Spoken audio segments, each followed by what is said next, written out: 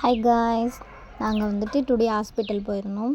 So எங்கள் ஊர் ஹாஸ்பிட்டலே தான் பாருங்கள். என்னோட டாக்லாம் உள்ளே போகுதுன்னு பார்க்காதீங்க, அது அங்கேயே வளர்க்குறாங்களாம். நான் கேட்டேன். ரொம்ப வருஷத்துக்கு அப்புறம் எங்கள் ஊரில் இருக்கிற ஒரு சுகாதார ஹாஸ்பிட்டலுக்கு போயிருந்தேன். அப்படியே போயிட்டு நானே என் தங்கச்சி எங்கள் அம்மாலாம் போனோம். டைம் பாஸ் பண்ணிட்டு வந்துட்டோம்.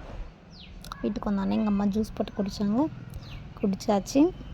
குடிச்சிட்டு அப்புறம் என்ன, நைட்டு ஆகிடுச்சு. நைட்டில் அம்மா வந்துட்டு எனக்காக தோசை ஊற்றிட்டுருந்தாங்க. நான் அப்படியே ஜாலியாக உட்காந்துட்ருந்தேன். எனக்காக சட்னி செஞ்சுட்டு தோசை ஊற்றிட்டுருந்தாங்க.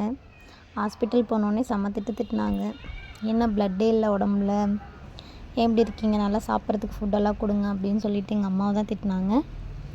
நான் ஜாலியாக அப்படியே இருந்துகிட்ருந்தேன். அப்புறம் அம்மா தோசை எடுத்துகிட்டு வந்தாங்க. சுட சாப்பிட்டாச்சு. நல்லா டேஸ்ட்டாக இருந்துச்சு. இதே மாதிரி யாரெல்லாம் டாக்டர்கிட்ட இந்த மாதிரி திட்டு வாங்கியிருக்கீங்க ப்ளட் இல்லை அப்படின்னு சொல்லிட்டு கமெண்ட் பண்ணுங்கள். ஸோ வந்துட்டு கன்சீவாக இருந்தீங்கன்னா நல்லா சாப்பிடுங்க, இல்லாட்டி ரொம்ப கஷ்டம். எல்லாத்துக்கும் அப்புறம் நம்ம தான் திட்டு வாங்கணும். சாப்பிட்டுக்கிட்டா ரொம்ப ஈஸி. பட் என்ன தான் எல்லோரும் சொல்லிவிடுவாங்க சாப்பிட்ணுன்ட்டு, என்னால் சாப்பிட முடியல. சாப்பிட்டது இவ்வளோ மாத்திரை பாருங்கள்.